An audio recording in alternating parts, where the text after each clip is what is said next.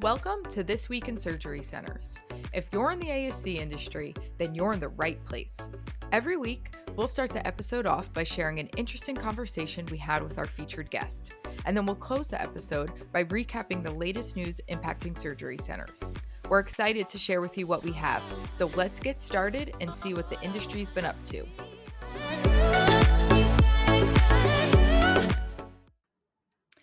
Hi, everyone. Here's what you can expect on today's episode. Today is the third and final part of our three-part series on how you can optimize the physician experience. Dr. Justo covered the importance of encouraging your doctors to learn new procedures. Lindsay Schulte covered how you can make sure you're fully aligned with your doctor's preferences. And Janet Carlson joins us on this episode to talk about improving communication and collaboration.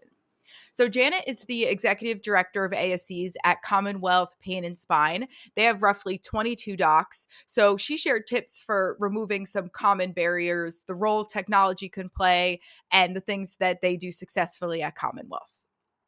After my conversation with Janet, we'll wrap up the episode with the third installment of our AI segment. So we've covered ways you can use generative AI to create staff schedules, write patient education materials, handle the heavy lifting when writing post-op instructions, improve your website, and manage your social content. Today, we'll take it one step further and look at 5 ways you can use AI to help you analyze data, spot trends, and present your findings to your board or any stakeholders. Hope everyone enjoys the episode, and here's what's going on this week in surgery centers. Hi, Janet. Welcome back to the podcast. Hi, how are you? Thank you. In case any of our listeners missed your first episode with us, can you please share a little bit about yourself and Commonwealth? Absolutely. So, my name's Janet Carlson. I'm a registered nurse. I am very passionate about the ambulatory surgical space and how it is the site of service in perpetuity as we look forward in healthcare trends today. So, my job is with Commonwealth Pain and Spine. I'm the Executive Director of ASCs, and I'm executing on our clinical footprint in multiple locations, building brand new build-to-suit de novo ASCs to support our clinics and our patient population and all over our region. Great. Thank you. And I'm excited to have you on today so I can pick your brain about how ASCs can improve communication and collaboration with their physicians. So, what are some common barriers between staff and physicians? To be frank with you, I feel like there are too many cooks in the kitchen sometimes in surgery centers. And just it's fractured the lines of communication in a lot of surgery centers that I've been familiar with. For example, a surgeon may want to add a case and they'll text their vendor rep, or they'll text the OR charge nurse or their PA or nurse practitioner. But many times, a lot of the details of this request are lost in this inconsistent manner. So the message isn't fully delivered and it isn't fully received in a communication cycle. That's one of the top things that I would point out and say is the surgeon is obviously well intended, but it's just knowing that when it's fractured like that, the referral for the patient or the add-on of the patient means that there's a higher risk that the patient isn't optimized before surgery, thus increasing the chance there may be a day of surgery cancellation. Sure. And do you find that they text who they're most comfortable with, who they have the closest relationship Yes. with? Okay. Yeah. And like I said, for example, a lot of them, it's their vendor, and the vendor may not communicate with the administrator of the ASC or the scheduler or the OR and PACU charge nurses, or the director of nursing. And so the vendor, to their defense, may think this is already on the books and everything is done and authorized and pre-authorization has been done and the preoperative anesthesia assessment has been done, when in truth it hasn't. Gotcha. So, how can admins fix that? How can they foster that tighter collaboration and between the physicians and the rest of the team? I think it's key to come in and basically learn your environment if you're new to it, or if it's been ineffectual, is to basically take a step back and study what's going on currently, and then begin and establish and implement a new solid chain of command or a chain of custody of communication procedures. So, just getting all stakeholders at the table, explaining the why, letting them know what you assessed, and then say, look, here's the who of the problem, or the opportunity is probably a better way to explain it, as an opportunity. The who, then the what, then the why, and the how.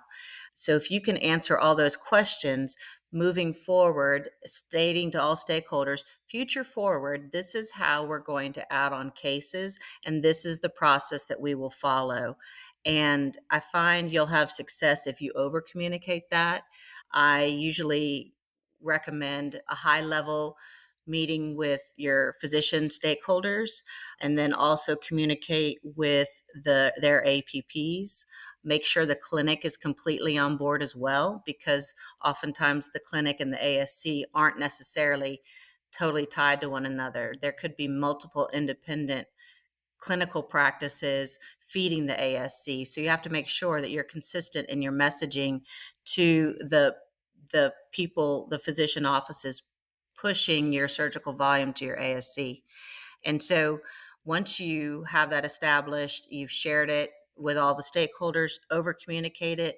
I've even printed things out on a very obnoxious neon colored piece of paper and laminated it and put it next to every computer as a new process, like when scheduling, when adding a patient on, when needing to change details of a surgery. This is the way we're going to move forward.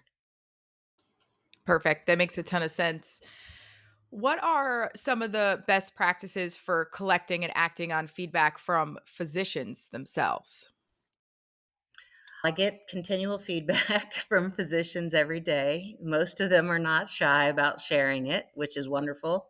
Sometimes I've found that they've received half of the story, what they've heard, particularly in the OR, and then what is actual and real. Sometimes could help avoid a lot of drama that's unnecessary. But I have created an informal, brief 10-question, just a quick bulleted question survey that I would sit down with my surgeons in my surgery centers at least once a year and go through these 10 questions. All of my credentialed surgeons, anesthesiologists, any proceduralists, and then I would sit and ask them these 10 questions based on what is working well for them, what is an opportunity that we could improve upon, what would they like to do moving future, do they see additional training where they're going to need a new capital expenditure, am I going to need to find new equipment for them. So as I'm forecasting and planning for the next fiscal year, I do this and have these meetings with these surgeons before I do my budgeting process. So I'm as comprehensive as possible in planning for capital expenditure outlay, and whether I need to change the way I do my staffing, and if the staffing needs to have additional training to do some of these new procedures the physician surgeon would like to add to our offerings at the ASC. So that's one way I collect feedback from surgeons. Are those meetings just one-on-one in person, or what's the Yes, format of those? great Perfect. question. One on one, in person, private, in my office. Got it. The other thing that I do that works well is to send all of my shareholders that are invested in the surgery center a high level monthly operating report for all of our clinical metrics, our operational metrics, and our financials.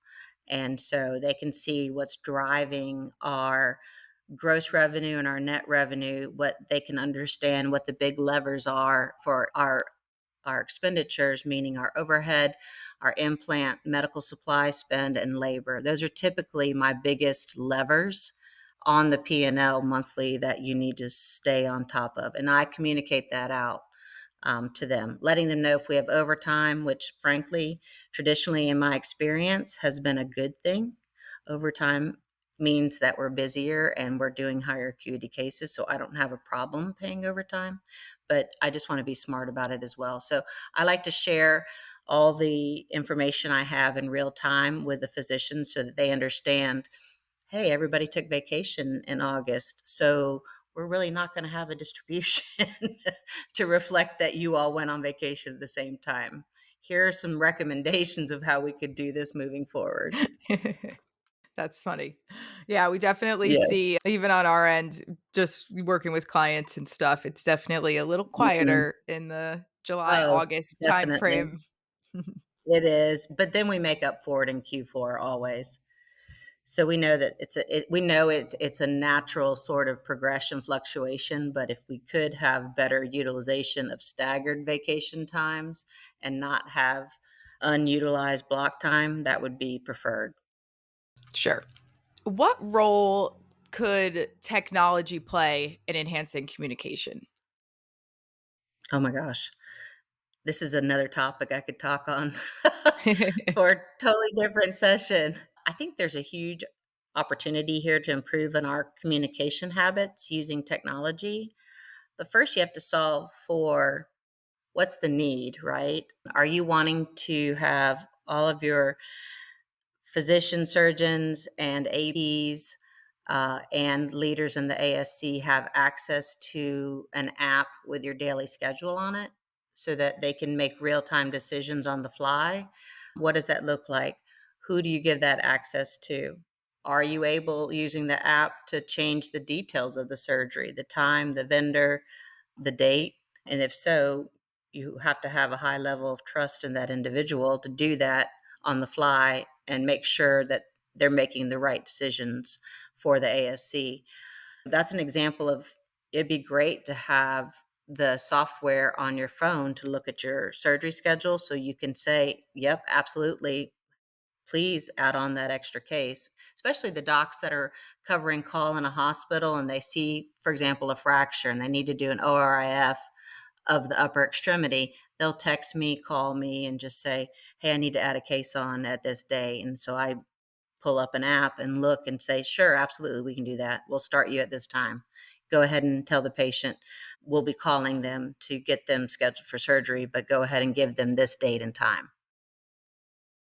So that's one way that you can use technology to improve communication instead of the 5,000 emails, which we've now migrated over to text messages, but hopefully eliminating some of that back and forth and the phone calls, things like that.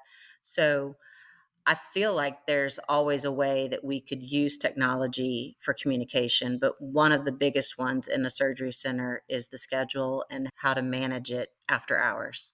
The other Nice. thing is if and the other thing is if you're deciding you're going to have a new communication tool, for example, to send a mass text out to your team, which again, I love that. You can time scheduled messages. You can send, oh my gosh, the electricity went out, a message to everybody delayed till this time. You just need to make sure that everybody is receiving the information and that you have set a reasonable timeline for everybody to implement this, make sure they have the technology, make sure we're able to connect with them with their correct phone numbers, that they see the communication. And then if this is like a system-wide implementation, you have to set reasonable timelines and milestones to learn and adopt and implement new technology. Perfect. So, you've shared a few ways that you handle things at Commonwealth, but is there anything else that you do personally or that you've seen Mhm. work to help foster communication and collaboration? Definitely. There are many ways. So we use during working hours real time messaging on Teams. And so people will message back and forth quickly. We set meetings at a regular cadence, whatever the project is, bi weekly, sometimes weekly meetings. We do monthly wide company newsletter that goes out to everybody under the Commonwealth umbrella. We also have bi monthly leadership meetings and then monthly physician provider meetings.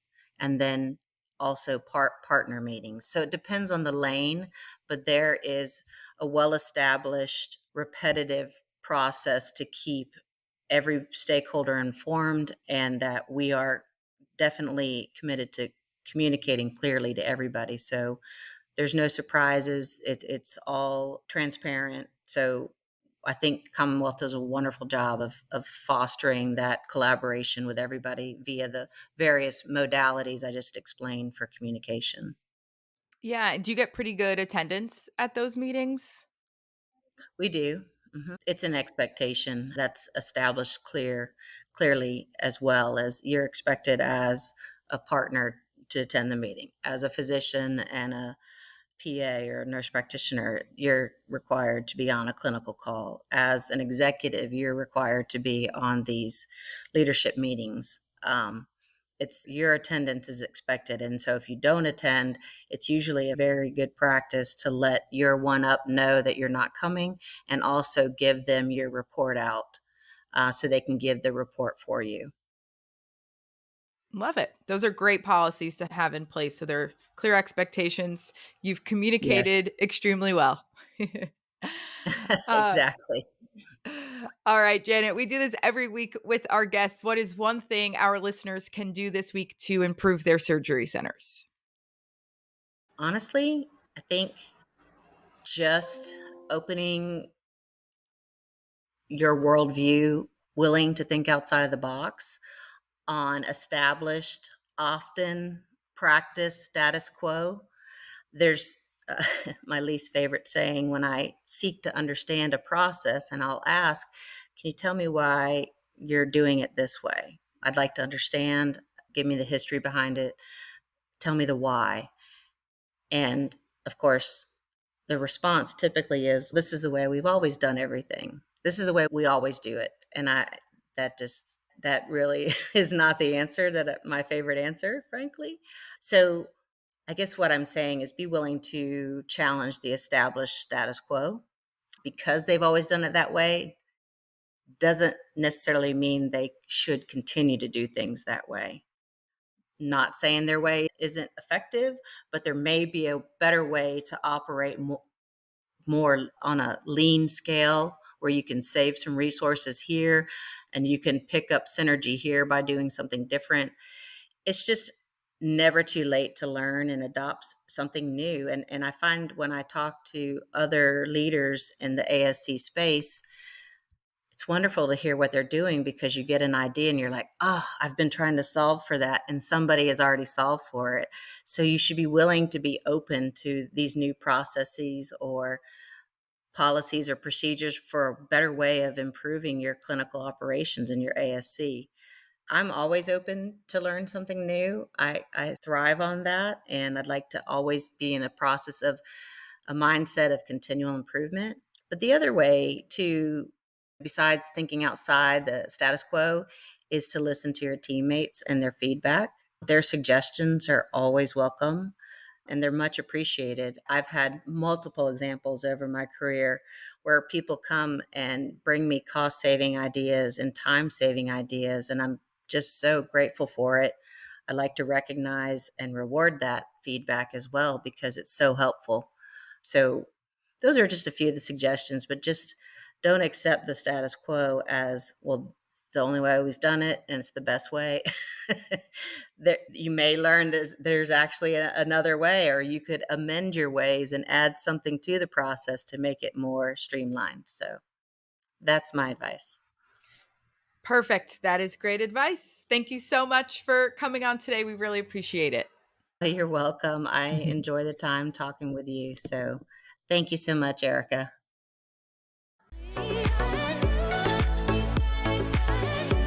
Welcome to our AI segment, where I will share safe, free, and helpful ways you can start using generative AI at your surgery center today.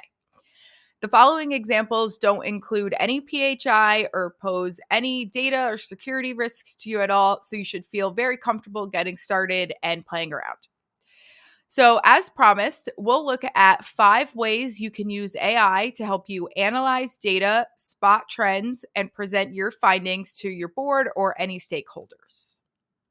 All right, scenario number one. It is the end of the month and it's time to dive into your surgery center's finances. So you just finished collecting all your financial data, which could include revenue, expenses, procedure volumes, staffing costs, supply costs, and any other data points that you collect and deem appropriate. So, using your PM tool or however you collect your financial data, you can convert your spreadsheet into a CSV file and upload it right into ChatGPT or your AI tool of choice. And you can ask it to help summarize profitability, identify cost saving opportunities, and highlight any areas for improvement. You can even get specific and say, please summarize the 3 key highlights that the board should know about. So that's a pretty simple example, but hopefully as we're going through all these different scenarios, you'll start to see conceptually what your options are here and how we're trying to help how AI can help save you time. So in that case, we're just looking at kind of summarizing some of the financial data from the last 30 days, let's say. Okay, scenario number 2. So, in the next month or two, ASCs will start thinking about their 2025 budgets if you have not already. So, let's say you want to make some projections regarding case volume. So, as an example, you can put together a CSV file that, let's say, has 2 years worth of case volume data per doctor. Same approach. You will upload your CSV file and ask the AI tool to predict case volumes in 2025 based off of the previous 2 years worth of data. Now, obviously, the farther back you can go, if you have 10 years worth of data, even better. You can also give the tool boundaries, like perhaps you want the predictions to be extremely conservative, or maybe you want it to provide a range for you.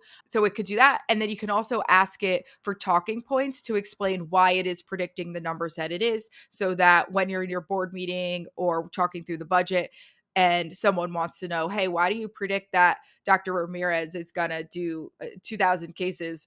You could have all those talking points ready to go for you.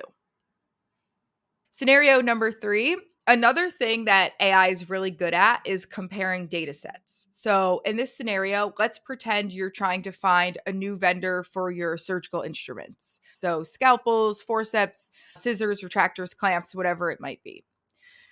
Your current vendor, who we'll call vendor A, you feel like they're a little too expensive and you really just want to know if you're getting the best deal that you can get. So, you have received pricing from vendor B and vendor C.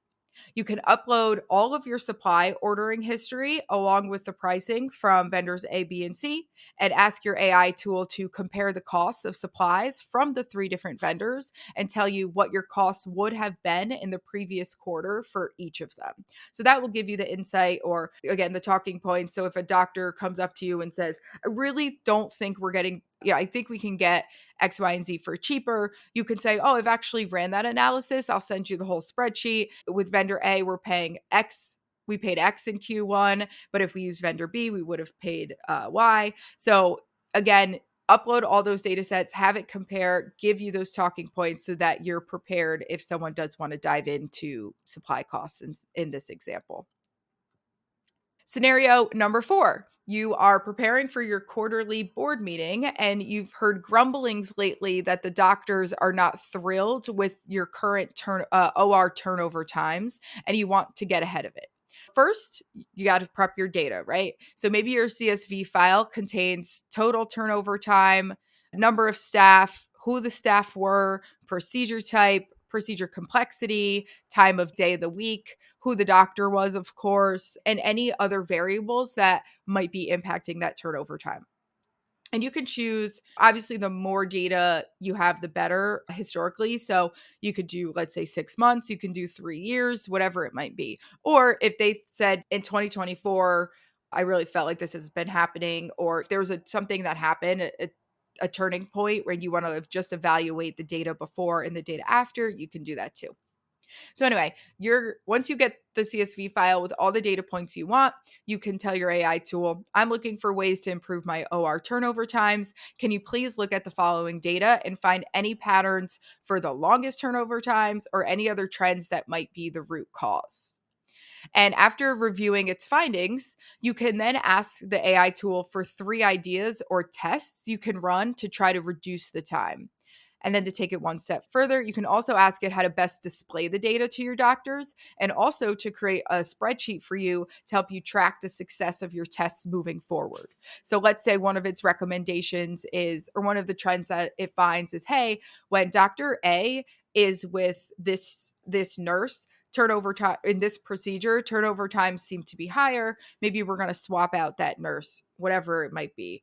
It could create that spreadsheet for you too, so you could track it. And then you can tell your doctors, hey, I hear you. We want to improve our turnover times. Here are the tests that I'm running. You could take a look at this spreadsheet at any time to see how the tests are going as we're trying to improve.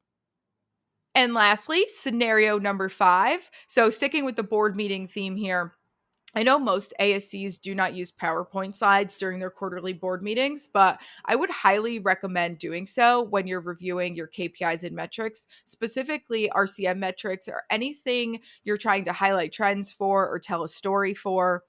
It's estimated that 65% of people are primarily visual learners. So using visual representation of your data will be extremely beneficial. But if you're new to presenting data, it can certainly feel a little overwhelming. So in this example, and this could apply to any data set, right? Could be financial, clinical, operational, but you can upload any CSV file you have and get recommendations on whether you should use bar charts, line graphs, pie charts, scatter charts to display those trends. And perhaps there's even a specific message you're trying to visualize. So, for example, this is simple, but let's say within your patient satisfaction survey results, you keep seeing the question regarding facility cleanliness declining. But showing the spreadsheet just isn't getting the message across. But a line graph with a drastically sharp drop could certainly do the trick. So if you're not sure, and that can go for any of these examples, right? If you need that visual representation, you can ask your AI tool, what is the best way to show this to get my message across? So there you have it, 5 ways that AI can help you today. If you like this AI series, please let me know in the comments on LinkedIn or YouTube, and I will keep it going. And that officially wraps up this week's podcast. Thank you, as always, for spending a few minutes of your week with us. Make sure to subscribe or leave a review on whichever platform you're listening from. I hope you have a great day, and we will see you again next week.